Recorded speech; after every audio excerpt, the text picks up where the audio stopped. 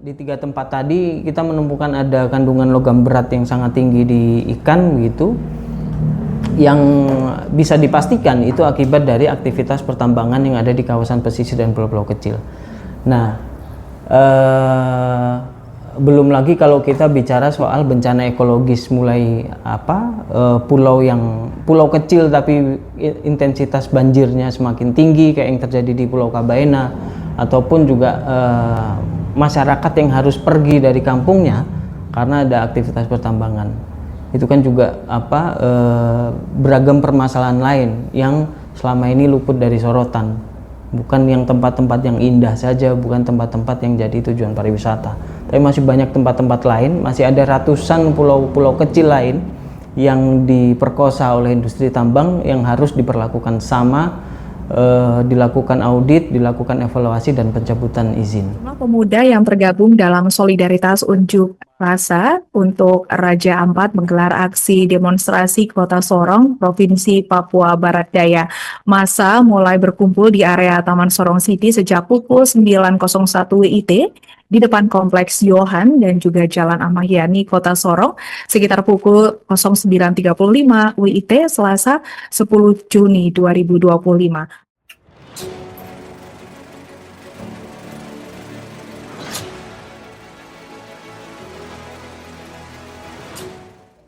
Ya, Assalamualaikum warahmatullahi wabarakatuh. Perkenalkan, nama saya Ki Bagus Hadi Kusuma. Saya saat ini sebagai periset untuk isu tambang dan energi di Yayasan Auriga Nusantara. Nah, bicara apa yang hari ini ramai terjadi terkait aktivitas pertambangan nikel di Raja Ampat, ada beberapa hal yang mungkin perlu disoroti begitu ya. Yang pertama, kita patut mengapresiasi soal pencabutan 4 izin usaha pertambangan di kawasan pulau kecil di Raja Ampat. Tapi di satu sisi kita juga harus waspada dan kritis terhadap apa yang sudah dilakukan oleh pemerintah saat ini. Dalam hal ini pencabutan 4 IUP yang dilakukan oleh Bahlil. Yang pertama, sampai saat ini prosesnya masih belum transparan. Alasan-alasan kenapa pencabutannya itu masih belum transparan sampai saat ini. Hanya disebutkan penataan kawasan hutan, hanya disebutkan alasan lingkungan dan lain-lain. Tapi SK pencabutannya, kemudian dasar-dasar pencabutannya, alasan pencabutannya itu apa, itu masih belum disampaikan. Jadi tidak heran begitu ya, banyak orang yang bilang ini tebang pilih. Hanya perusahaan-perusahaan yang memang tidak memberikan keuntungan terhadap negara, tidak memberikan keuntungan terhadap kelompok-kelompok tertentu itu yang disingkirkan. Atau 4 perusahaan ini disingkirkan untuk menyelamatkan satu perusahaan besar, GAC Nikel. Karena kalau kita bicara tambang di kawasan pesisir dan pulau-pulau kecil, kalau pemerintah mau tegas terhadap aturannya, itu seharusnya ratusan izin usaha pertambangan yang ada di kawasan pesisir dan pulau-pulau kecil itu juga harus dicabut. Karena kalau pertama kita bicara soal faktanya dulu di lapangan. Kalau belakangan memang ramai muncul soal tambang di pulau-pulau kecil di Raja Ampat, kalau kita tarik potret besarnya, di seluruh Indonesia ini ada 346 izin usaha pertambangan di 215 pulau-pulau kecil di Indonesia. Artinya kalau pemerintah konsisten, harusnya penegakan hukumnya berlaku terhadap semuanya.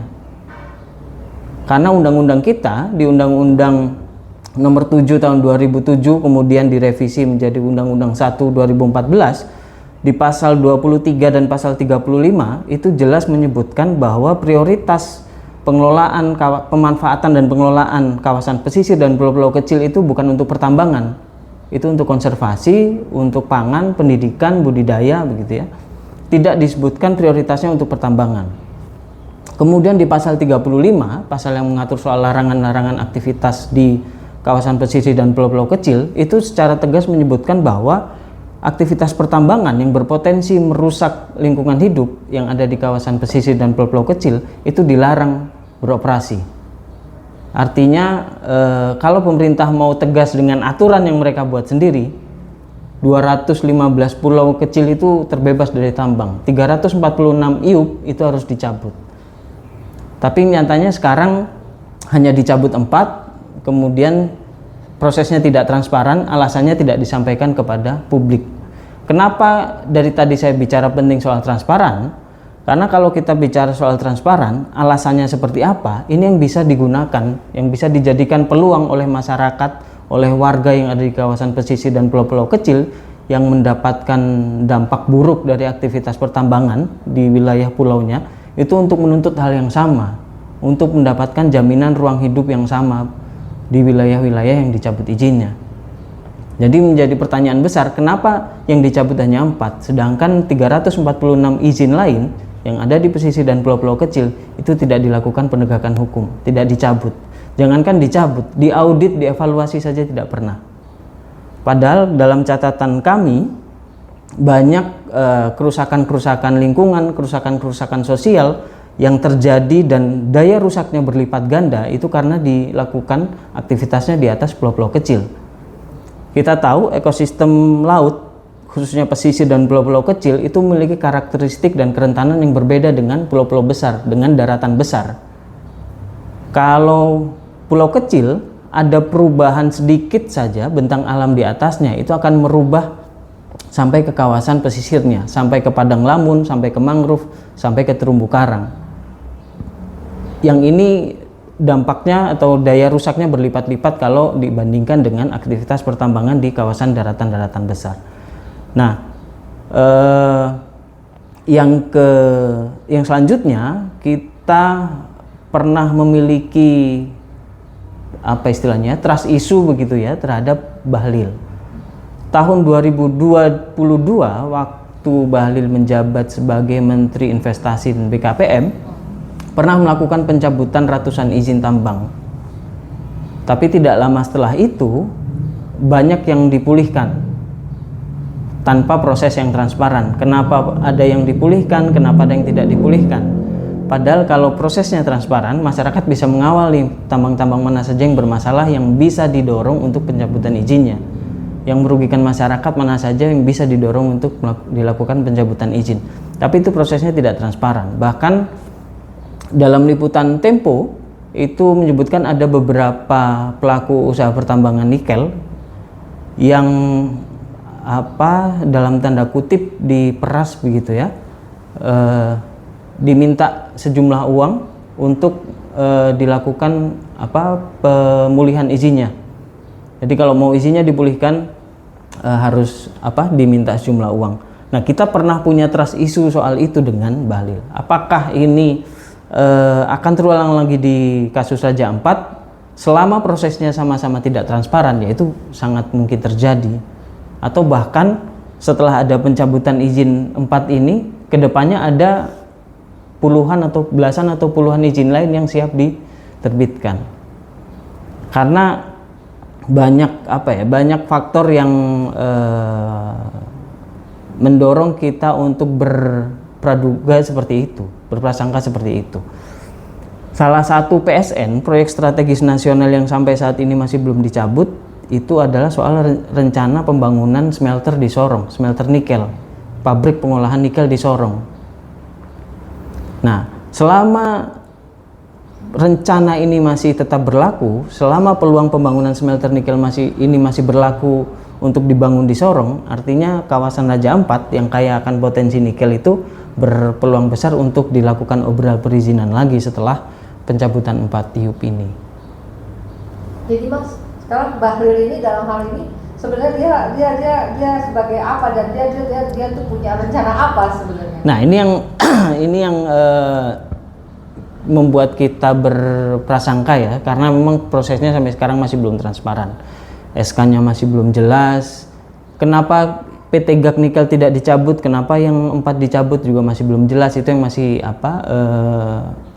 selama itu tidak disampaikan ke publik secara jelas begitu ya, secara gamblang, ya wajar orang berprasangka atau berpraduga macam-macam, termasuk soal ke depan akan lebih banyak IUP lagi yang didorong, kemudian ada transaksional dan lain-lain.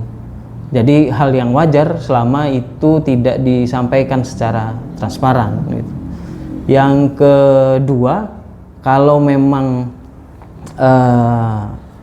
Kementerian Energi dan Sumber Daya Mineral ini konsisten begitu ya dengan pencabutan ini, kayaknya perlu ditantang oleh masyarakat di tempat-tempat lain untuk dilakukan hal yang sama. Karena selama beberapa tahun terakhir, lebih dari 10 tahun terakhir lah saya kira, itu banyak masyarakat di kawasan pesisir dan pulau-pulau kecil yang berhadapan dengan industri pertambangan. Di Pulau Bangka yang di Sulawesi Utara itu berhadapan dengan tambang pasir besi. Di Pulau Sangihe yang perbatasan dengan Filipina, pulau kecil juga, itu berhadapan dengan tambang emas. Di Pulau Wawoni di Sulawesi Tenggara itu berhadapan dengan nikel. Kabaena, pulau kecil juga, itu berhadapan dengan tambang nikel. Artinya kalau pemerintah memang mau melakukan mau sedikit untuk meng-cross check apa yang terjadi di lapangan, padahal mereka semua pegang datanya tuh. Pulau-pulau kecil mana saja yang ada tambangnya, mereka semua pegang datanya. Kalau memang ada itikat baik ya harusnya seluruhnya. Kalau memang masih belum berani melakukan pencabutan, setidaknya dilakukan audit dan evaluasi. Audit lingkungan, audit administrasi, audit perizinan gitu. Karena nggak tahu ya apakah memang ini tipikal rezimnya seperti itu. Tunggu viral dulu baru ada respon, walaupun tidak cukup memuaskan ya, atau memang masih ada peluang untuk berharap ke pemerintah yang benar gitu ya, walaupun harapannya tipis juga. Jadi Bahlil ini sebenarnya dia sebagai menteri ini ya, Menteri Energi dan Sumber Daya Mineral. Jadi kelihatan dia ada peran aktifnya atau sesuatu yang dia lakukan untuk kebaikan negara, atau lebih mempergaduh persoalan gitu ya. Kok baru sekarang ini keluar? Nah, kalau kita bicara menteri-menteri ini kan pembantunya presiden kan. Artinya apa yang dilakukan oleh menteri itu adalah kepanjangan tangan dari presiden. Jadi selama Menteri SDM-nya tidak ada itikat baik untuk setidaknya transparan terhadap proses yang sudah berjalan, yaitu gambaran pemerintah Prabowo saat ini ya memang seperti itu gitu loh. Harus tunggu ramai dulu, harus tunggu ada korban dulu di lapangan, ada korban dulu di bawah, baru direspon secara reaksioner, bukan secara sistematis. Jadi harapan Pak, kalau harapan saya sebenarnya sederhana aja. Pemerintahnya transparan terhadap proses yang sudah dilakukan, alasan SK-nya mana, SK pencabutan, alasan dicabutnya seperti apa, alasan yang tidak dicabut itu seperti apa. Kemarin Kementerian Lingkungan Hidup sama Menteri SDM sudah melakukan audit atau evaluasi di GAK Nikel yang kemarin turun ke lapangan. Hasilnya apa? Itu tidak disampaikan secara resmi ke publik. Harusnya proses itu disampaikan transparan. Kemudian yang kedua, sudah ada penegakan hukum yang dilakukan di 4 IUP ini, artinya di ratusan IUP yang lain yang ada di kawasan pesisir dan pulau-pulau kecil itu juga harus diperlakukan yang sama. Ada audit, ada evaluasi. Kalau terbukti ada pelanggaran administratif ataupun pelanggaran lingkungan, ya harus dicabut gitu. Bukan melindungi kepentingan sekelompok orang dengan melakukan proses yang tidak transparan. Jadi lagi-lagi ini kekecewaan publik terhadap seorang menteri dari Menteri Nikel ini ya, ada menteri pertama kali ini. Iya. Jadi secara sederhananya, kalau Menteri SDM dalam hal ini Bahlil dalam konteks sudah melakukan pencabutan, ya jangan besar kepala dulu, PR-nya masih panjang gitu loh. Masih ada ratusan izin lagi di ratusan pulau-pulau kecil yang harus diperlakukan yang sama dengan apa yang terjadi di Raja Ampat. Karena Indonesia ini bukan cuma Raja Ampat, bukan cuma yang indah-indah aja, bukan cuma yang jadi tujuan wisata. daerah-daerah yang selama ini jadi penghasil atau penopang ketahanan pangan dari kelautan ini juga harus diperhatikan juga gitu loh. Banyak riset-riset yang menyebutkan, termasuk risetnya Auriga, kandungan logam berat yang sangat tinggi di ikan yang ada di kawasan perairan di sekitar industri nikel. Sejauh ini yang kita temukan ada di Weda, di sekitar Pulau Obi dan Teluk Buli, di 3 wilayah di Maluku Utara di sekitar Pulau Halmahera.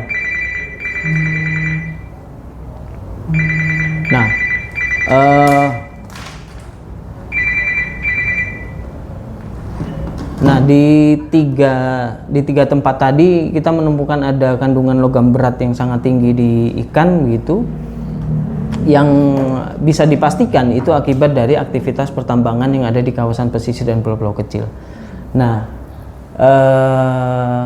belum lagi kalau kita bicara soal bencana ekologis, mulai pulau kecil tapi intensitas banjirnya semakin tinggi kayak yang terjadi di Pulau Kabaena, ataupun juga masyarakat yang harus pergi dari kampungnya karena ada aktivitas pertambangan. Itu kan juga beragam permasalahan lain yang selama ini luput dari sorotan. Bukan yang tempat-tempat yang indah saja, bukan tempat-tempat yang jadi tujuan pariwisata, tapi masih banyak tempat-tempat lain, masih ada ratusan pulau-pulau kecil lain yang diperkosa oleh industri tambang yang harus diperlakukan sama, dilakukan audit, dilakukan evaluasi dan pencabutan izin. Tadi ada disebut gede kepalanya dari Bahlil, ini di persoalan yang mana dia? Nah, maksudnya Bahlil jangan besar kepala itu adalah jangan cuma berhenti di pencabutan 4 IUP ini aja. PR-nya masih banyak. Pencabutan 4 izin ini bukan sebuah prestasi besar. Apalagi dengan banyak catatan di belakangnya soal yang tidak transparan, soal masih banyak pulau-pulau kecil lain dan izin-izin lain yang seharusnya dilakukan evaluasi, audit dan pencabutan.